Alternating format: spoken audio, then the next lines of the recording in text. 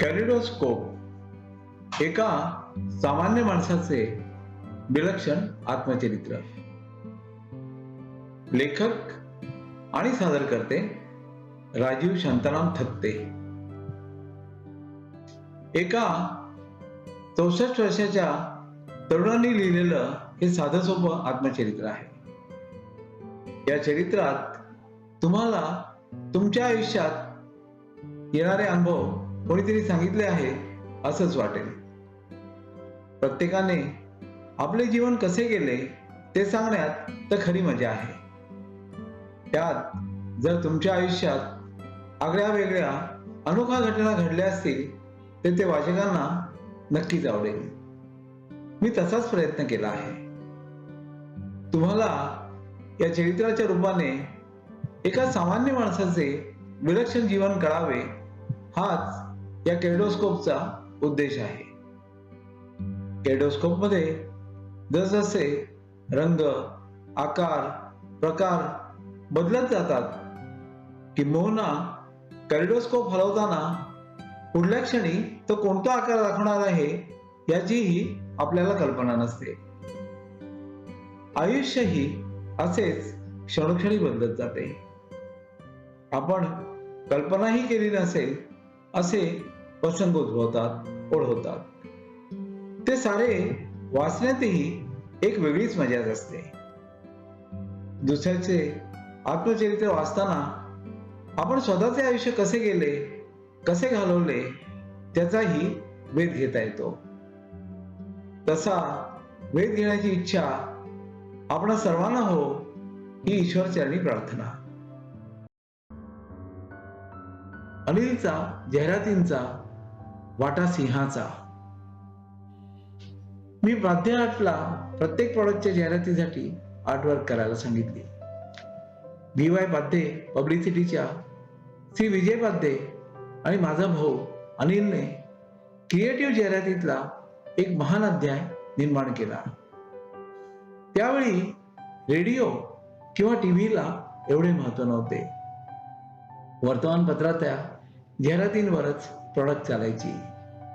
अनिलने त्या जाहिरातींना पेपरमधले मुख्य स्थान मिळवून दिले. लोक पेपरमधल्या आमच्या जाहिरातींची चर्चा करत. एनर्जी फोर्टच्या जाहिराती हे तर इंडो जर्मन फार्मास्युटिकलला एक मानाचे स्थान मिळवून दिले होते. त्यात अनिलचा वाटा सिंहाचा होता, तर विजय पाध्येही त्या यशात सहभागी होता. 1982 ते 88 ही 6 वर्षे अनिलच्या जाहिरातींनी महाराष्ट्रात एक मानाचे स्थान मिळवले. महाराष्ट्रातल्या प्रत्येक माणसाच्या तोंडी त्यावेळी इंडो जर्मन आणि त्यांची उत्पादने यांची चर्चा असायची. ती उत्पादने त्यांनी विकत घेवोत किंवा न घेवोत, पण त्यांची चर्चा मात्र ते नक्कीच करायची. अशी कंपनी एका छोट्याशा कारखान्यातून जन्माला आली, वाढली. त्याचे श्रेय साऱ्या कुटुंबाला, मित्रांना आणि लाखो घरातील ग्राहकांना जाते.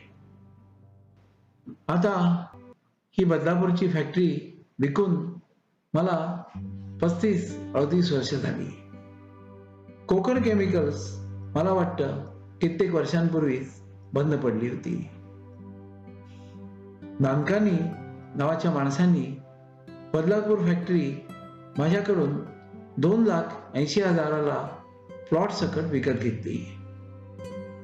10 वर्षांपूर्वी मी त्या रस्त्याने गाडीने जात असताना माझी जुनी फॅक्टरी बंद पडलेल्या अवस्थेत पाहिली.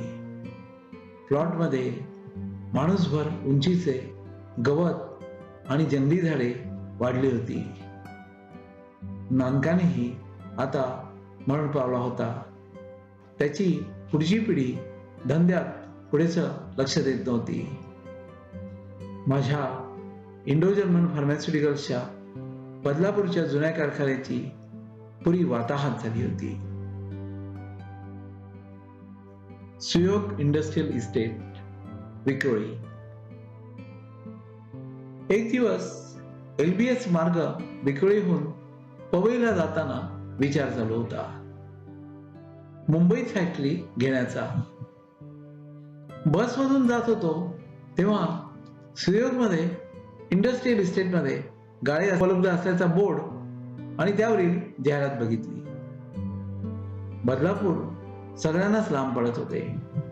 शिवाय माझ्या सततच्या टूर्समुळे बाबांवर अतिशय ताण पडायचा. शिवाय कच्चा माल मुंबईतूनच जायचा आणि फिनिश गुड्स पुन्हा मुंबईलाच यायचे. म्हणजे सगळा कारभार मुंबईतूनच होत होता. शिवाय मी मुलुंडला राहायला एक फ्लॅट घेतला होता. बाबांना आणि आईला राहायला 1 बेडरूम हॉल किचनचा एक ब्लॉक मी कन्नवार नगर 1 मध्ये स्टेशन पासून चालत 5 मिनिटांवर घेतला होता. विक्रोळीच्या सुयोग इंडस्ट्रियल इस्टेटमध्ये गाळा क्रमांक 15 आणि 16 प्रत्येकी 800 चौरस फूट कार्पेट एरियाचे असे 2 गाळे 1600 चौरस फूट 22 डिसेंबर 1983 रोजी मी रुपये 3 लाखाला घेतले. गाळे सेकंड सेल मध्ये असले तरी कधीच वापरलेले नव्हते. आई, बाबा, अनिल, सुधीर, त्यांचे कुटुंबीय असे 12 जण त्या दिवशी पूजेला हजर होते असं मला आठवतं. आशुतोष त्यावेळी 10 महिन्याचा होता. पूजा आमच्या बाबांच्या पवित्र हस्ते झाली. त्यांच्या पुण्यामुळेच मला याआधी आणि पुढेही यश मिळत गेले असे मला मनापासून वाटते. जेव्हा जेव्हा अपयश मिळाले तेव्हा मी कारणीभूत होतो असे मी मानतो. कारण अपयश हे तुम्ही हिमतीने घेतले पाहिजे असे माझे म्हणणे आहे. यश अपयश हे दोन्हीही सगळ्यांच्याच नशिबात असतात. आपण अपयशाने जर खचून गेलो तर यश कधीच मिळणार नाही. माझ्या आयुष्यातली गेली 64 वर्षे पाहिली तर यश 5-10 वेळाच मिळाले असेल, तर अपयश 500 वेळा मिळाले असेल. पण तरी अपयशाने मी कधीच खचून गेलो नाही, तर यशाने कधीच होळून गेलो नाही. विक्रोळीच्या 1600 चौरस फूट जागेमध्ये मी ऑफिसला 150 चौरस फूट दिले. त्यात 100 चौरस फुटांची माझी केबिन तर क्लार्कला बसायला 50 चौरस फुटांची व्यवस्था केली. 200 फुटांमध्ये मी कॅप्सूल फिलिंगसाठी ऑटोमॅटिक कॅप्सूल फिलिंग मशीनची व्यवस्था केली. हे मशीन त्यावेळी 4 लाख रुपयांना असोसिएटेड कॅप्सूल्स कंपनीतून विकत घेतले. त्या रूम मध्ये 1.5 टनाचा एक AC, 1 टनाचा डिह्युमिडिफायर ही लावला. 400 चौरस फुटांमध्ये कॅप्सूल मध्ये भरायच्या पावडर्स मिक्सिंगसाठी 60 किलो ब्लेंडिंग कॅपॅसिटीचा मिक्सर, सेमी ऑटोमॅटिक शिफ्टर आणि इतर मशिनरी लावली. या सगळ्यात एक गाळ्याची जागा व्यापली गेली. दुसऱ्या गाळ्यात सिरप आणि लिक्विड्सची मशिनरी बसवली. 400 फुटांमध्ये सिरप लिक्विड्स मॅन्युफॅक्चरिंगची व्यवस्था केली. त्याला 2 1.5 टनाचे AC लावले. त्या सेक्शन मध्ये आवश्यक ती मशिनरी घेतली. बाहेर 300 चौरस फुटांचा फिनिश गुड स्टोरेजची व्यवस्था केली. 50 चौरस फुटांमध्ये बाटल्या धुण्यासाठी मशीन लावले आणि शेवटी 50 चौरस फुटांची वर्कर्स टॉयलेट बनवली. अशामध्येच माझी एकंदर 1600 चौरस फूट जागा संपून गेली. या फॅक्टरीचा कामाचा व्याप मी सगळा श्री रंजन तामाणे यांना दिला होता आणि तो त्यांनी समर्थपणे सांभाळला देखील. शेवटी मला त्यांनी एका उघड्या तरुणीचे अश्लील चित्र भेट दिले. ते माझ्या केबिन मधून टॉयलेटला जाण्याचा दरवाजा होता त्यावर त्यांनी प्रेस केले. श्री रंजन तामाणे यांना माझ्या रसिक वृत्तीची जाणीव असावी असेच मी मानले. पुढे एनर्जी फोर्ट आणि राव्हा सारखी प्रॉडक्ट मी बाजारात आणली. त्यावेळी आमचे वितरक ऑफिसला यायचे आणि त्या चित्रावरूनच माझी रसिकताही जाणायचे. बाहेरच्या 50 चौरस फुटात त्यावेळी माझी क्लार्क कम टायपिस्ट कम मॅनेजर म्हणून काम करणारी अशी निलिमामुळे बसत असे. माझ्या धंद्याला स्वतःचा मानून जीव लावून काळजी घेणारी अशी त्या सुरुवातीच्या काळात एकमेव साथीदार होती. अर्थात त्यावेळी मीही मालक कम पिऊन कम सेल्समन कम ड्रायव्हर या आणि याशिवाय असंख्य रोलमध्ये असायचो. पुढे त्या गाळ्यांच्या वरती बांधकाम सुरू झाले. 29 नोव्हेंबर 1984 मध्ये गाळा क्रमांक 47 आणि 48 हे 2 गाळे मी प्रत्येकी 2,08,000 विकत घेतले. हे गाळेही प्रत्येकी 800 चौरस फुटाचे कार्पेटचे होते. मी आता मुंबईतला 3,200 चौरस फूटचा कार्पेटचा मालक झालो होतो. माझ्या धंद्याला माझे भांडवल नव्हते. पुन्हा मी युनायटेड वेस्टर्न बँकेला अप्रोच झालो. श्री अजित आपटे त्यावेळी दादर पश्चिम बँकेचे ब्रांच मॅनेजर होते. त्यांनी 8 लाखाचे टर्म लोन, 8 लाखांचे कॅश क्रेडिट लोन आणि 8 लाखांचे बिल्स डिस्काउंटिंग फॅसिलिटी असे एकूण 24 लाखांचे लोन माझ्या युनिटला द्यावे असे डिव्हिजनल ऑफिसला रेकमेंड केले. त्यावेळी हे प्रपोजल बँकेच्या डिव्हिजनल ऑफिसकडनं रेकमेंड होऊन मगच हेड ऑफिसला जायचे. बँकेच्या डिव्हिजनल ऑफिसला श्री सुधीर फडके आणि श्री कुलकर्णी नावाचे 2 ऑफिसर्स होते. श्री सुधीर फडके हा तर माझ्या मावशीचा पुतण्या. त्याने आणि श्री कुलकर्णी यांनी ते प्रपोजल 8 दिवसात हेड ऑफिसला पाठवले. हेड ऑफिसला माझा बोर्ड ऑफ डायरेक्टरच्या समोर इंटरव्ह्यू झाला. थोडेसेच प्रश्न विचारले गेले. त्यावेळी इंडो जर्मन फार्मास्युटिकल्सची जाहिरात आणि प्रॉडक्टमुळे विख्यात झाली होती. बँकेच्या बोर्डाच्या मीटिंगमध्ये मी मागितलेले 24 लाखाचे लोन मंजूर झाले होते. त्या दिवशी मी साताऱ्याहून जीपने संध्याकाळी मुंबईला परत निघालो होतो. मनात प्रसन्नता आणि समाधानाचे फिलिंग आले होते.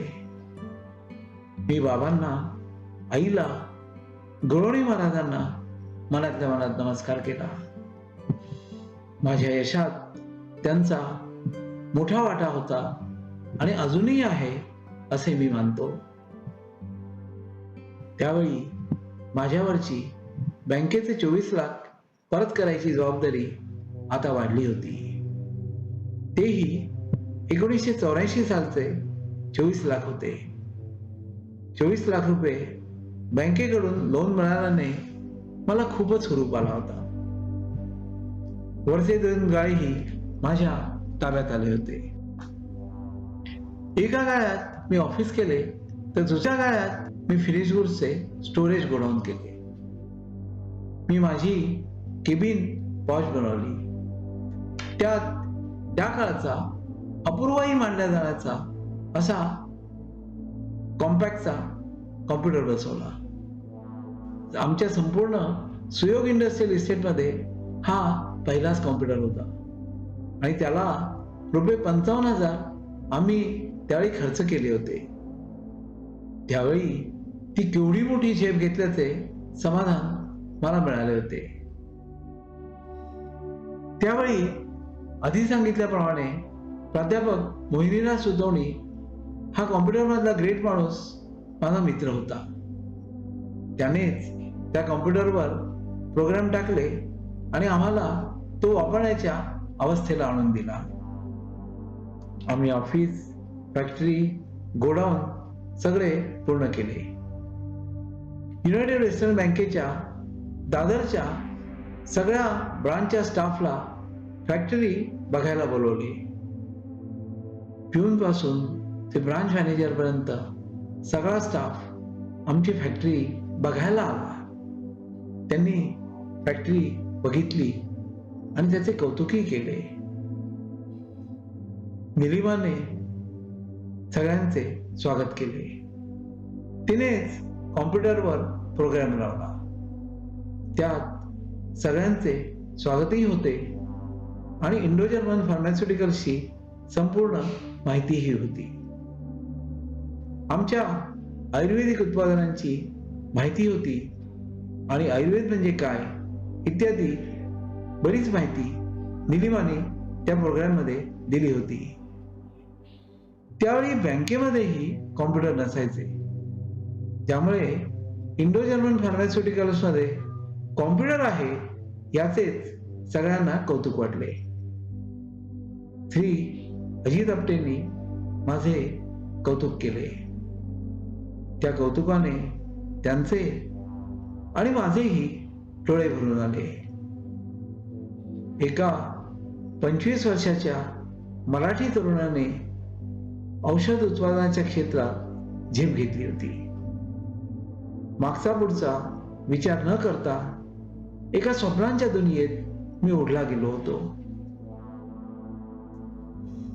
इंडो जर्मनची धावपळ पुढेही चालूच होती. आता इंडो जर्मनची आयुर्वेदिक उत्पादनं गुजरात, राजस्थान, MP, UP इथेही मिळू लागली होती. मी टूरला निघायचो ते सर्व एरिया कव्हर करण्यासाठी. मी प्रथम बडोद्याला जायचो, तिथून अहमदाबाद, तिथून जयपूर, मग दिल्ली, मग मेरठ, गाझियाबाद, लखनौ, तिथून कानपूर, अलाहाबाद, गोरखपूर, पाटणा, रांची आणि शेवटी कलकत्ता आणि तिथून विमानानं मुंबई अशी टूर दर 2-3 महिन्यांनी करायचो. या सर्व ठिकाणी मी सुपर स्टॉकिस्ट नेमले होते आणि ते त्यांच्या एरियात स्टॉकिस्ट नेमायचे. 8 दिवसांची ही टूर विमानानं व्हायची. अशा प्रकारे 4-5 राज्यात वितरणाचे नेटवर्क उभे राहिले. महाराष्ट्रात तर सर्व जिल्ह्यांच्या तसेच अनेक तालुक्यांच्या ठिकाणी वितरक नेमण्यात आले. मी संपूर्ण महाराष्ट्राची टूर 20 दिवसात जीपने करत असे. जीप मीच चालवत असे. PIGO त्या फ्रान्सच्या कंपनीचे इंजिन असलेली जीप महिंद्राने त्यावेळी बाजारात आणली होती. 1 ऑगस्ट 1983 मध्ये या जीपची डिलिव्हरी मला मिळाली. मेट्रो मोटर्स त्यावेळी महिंद्राची एजंट होती. त्यावेळी ₹94,000 ला मला कॅनव्हासचे हुड असलेली मोठी जीप मिळाली. जीप 1 ऑगस्टला ताब्यात येणार होती. सकाळी 11 वाजता जीपची डिलिव्हरी घ्यायला म्हणून चेरी रोडच्या मेट्रो मोटर्सच्या शोरूम मध्ये मला बोलवले होते. 2 वाजले, 4 वाजले तरी जीप RTO मधून परत आली नव्हती. अखेर 5 वाजता जीप RTO मधून परत आली. थत्ते साहेब, आज आपल्या जीपच्या डिलिव्हरीला चांगला दिवस मिळाला. RTOच्या पगाराचे 20-25 लाख रुपये आपल्या जीप मधून त्यांनी आणले. रजिस्ट्रेशनचा दिवस चांगला निघाला. ही जीप तुम्हाला नक्कीच लाभणार, मेट्रोच्या माणसानं मला सांगितलं. मी जीप कशी चालवायची ते समजून घेतले आणि जीप स्टार्ट केली. प्रथमच मी 4 चाकी वाहन चालवत होतो आणि तेही कोणताही परवाना नसताना. मी जीप घरी विक्रोळीच्या कन्नवा नगरात आणली. माझी बायको सौ संध्या बाजूला बसली. तिच्या मांडीवर 1 वर्षाचा आशुतोष माझा मुलगा होता. तशीच जीप मी हायवेवर नेली आणि अशा प्रकारे गाडी चालवण्याचा मुहूर्त झाला आणि तोही परवाना विना. दुसऱ्या दिवशीपासून मी जीप एकटाच चालवू लागलो आणि थोडेसेही न घाबरता.